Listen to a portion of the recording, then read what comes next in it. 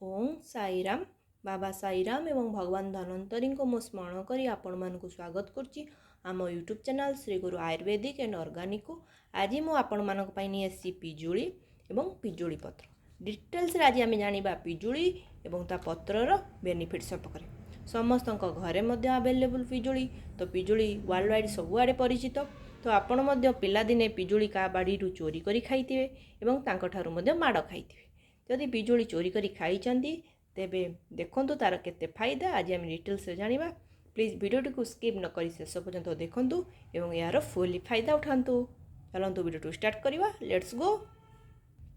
ओडिया रे जहाँकि घरे घरे परिचित, गरीब ठारू धनी पर्यंत समस्त बाड़ी रे अवेलेबल, जहाँ को कह जाय पिजुली, बट आपको इंग्लिश रे कह जाय गुआवा, हिंदी रे अमृत एवं यार साइंटिफिक नेम हो साइडियम गुआजावा। जदि आपण गोटे 100 ग्राम पिजुली कंजप्शन करुँच तेज आप 51 कैलोरी पाइपर। एथिरे बहुत कम कैलोरी रही एवं हेवी फाइबर रही जोटा कि 5.2 ग्राम। हाई फाइबर रहा सहित विटामिन सी विटामिन ए भरपूर मात्रा रही।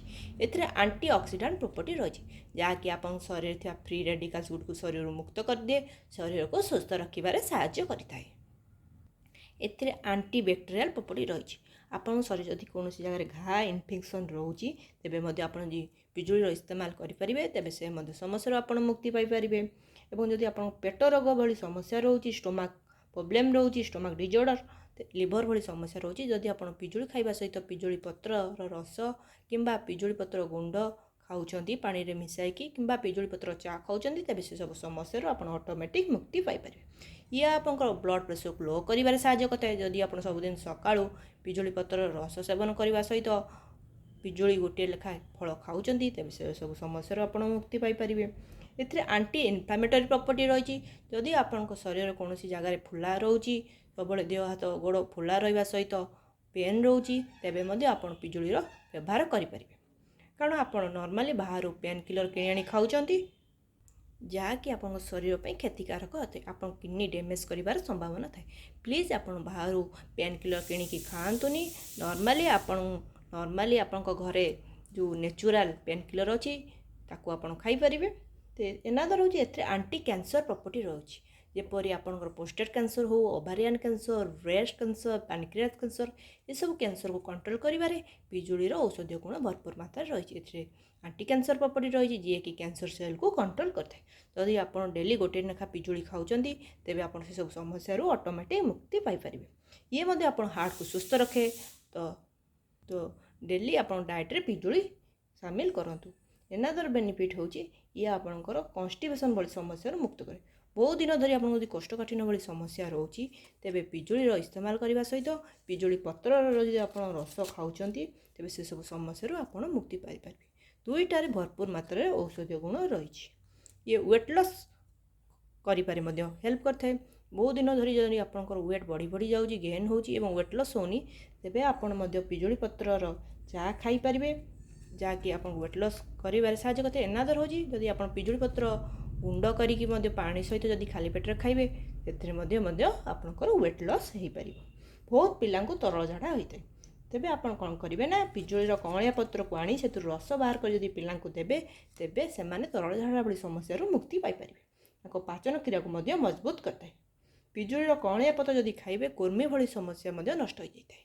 बहुत छोट पिला कुर्मी भली समस्या देखा जाए। जदि आपण पिजुलीर कअंलिया पत्र को आनी से रस बाहर कर जदि सेमानकु खुआइबे तेबे से भली समस्या मध्य सेमाने मुक्ति पाइपारिबे। पिजुली कोलेस्ट्रॉल परिमाण को ह्रास करिबारे सहाय्य करता है, हार्ट को सुस्थ रखता है। एवं डायबिटीज पेसेंट पर तो ये रामबाण भली अटे। डेली डायबिटीज पेसेंट गोटे गोटे पिजुली खाइबा सहित पिजुली पत्र रस मध्य सेवन करेंगे। जो मैंने अनिद्रा भली समस्या रे सम्मुखीन होती, निद होनी तेबे से माने पिजुली पत्र को सुखाई गुंड करी गरम क्षीर जदि सहित मिक्स करी पीबे तेबे से भली समस्या मुक्ति पाइबे, से माने सुनिद्रा करि पारिबे। पिजुली हेवी अमाउंट रो इम्यूनिटी अच्छी जहाँकि शरीर रोग प्रतिरोध शक्ति बढ़ाइबारे सहाय्य करता है, शरीर को सुस्थ रखी है। ये मुहर पेट पर्यंत सबुथिरे आमको उपकार करता है। आपंक मुहर जदि कौन प्रॉब्लम थाए जदि आप डेली पिजुली खाऊँ तेबे से भली समस्या आप मुक्ति पाइपारे। जदि आपको बार बार मुंड बिंधा रोची, कनिक मुंड बिंधा रोची तेबे आप पिजुली कअंलिया पत्र को बाटी मुंडरे लगेबे देखिए आप इंस्टांट मुंड बिंधा भली समस्या मुक्ति पाइपारे।